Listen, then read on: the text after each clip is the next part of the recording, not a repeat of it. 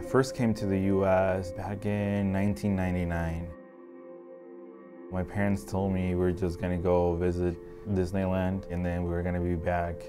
But we never went to Disneyland. I'm originally from Mexico City. I was 15 when I got here. Back then, I never thought how difficult it was going to be being an undocumented person. My dad had 2 jobs. After school, we would go to work at night to help him out.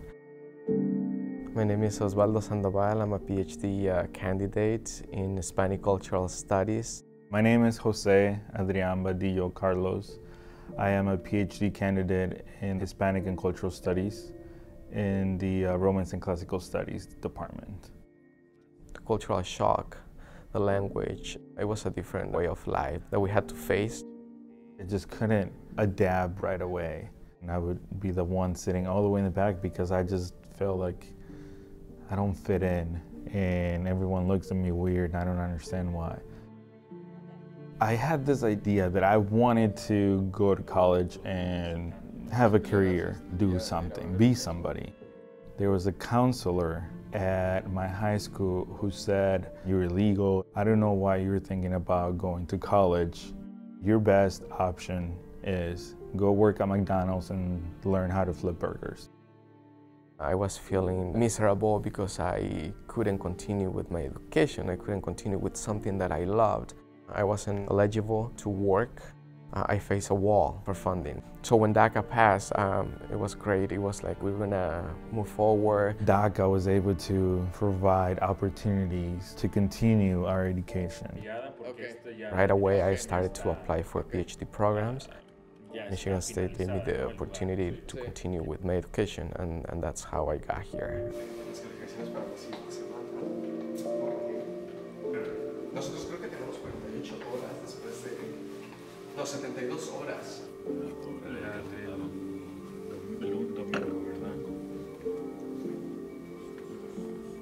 While I was doing research, I came across many articles by Miguel Cabañas analyzing narco corridos or Mexican drug ballads.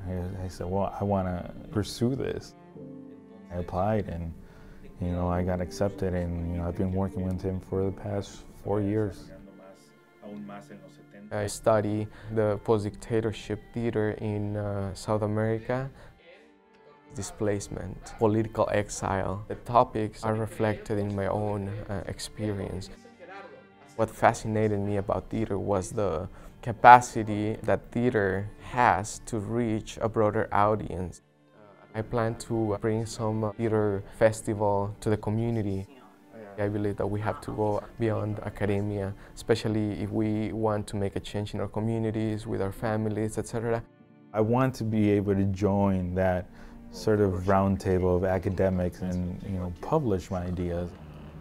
But teaching is a good balance.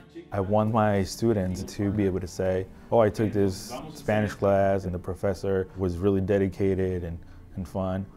I want the students to have this awareness of all the topics that I am doing research about, how we relate what's happened in the past with our recent political situation.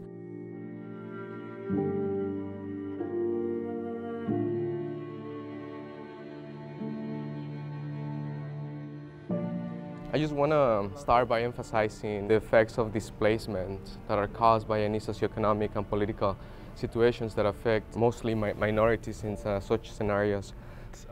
There was always this fear of, being singled out or, as an undocumented person. If I go back to Mexico, I cannot return to finish my studies or to be with my family. It took a lot for me personally to come out and discuss DACA because I could become a target. We always hear in the news 800,000 dreamers, but we don't really see a person. I wanted to share my story so that people would know, okay, he's just like anyone else. I want to be an example for my daughter. Muy bien. Michigan State University is where I learned the values of education, to give back to your family, to your community. Muy bien.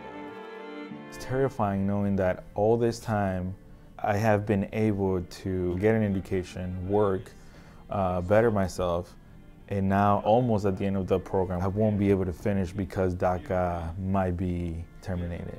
It's just really unfortunate like that we have to be, you know, those objects of negotiation for political reasons. In senior year of high school, I got assigned a new counselor, Mr. Alvarez. He was the one who said, everyone else in the past, if they've told you that you won't be able to make it, you have to prove them wrong.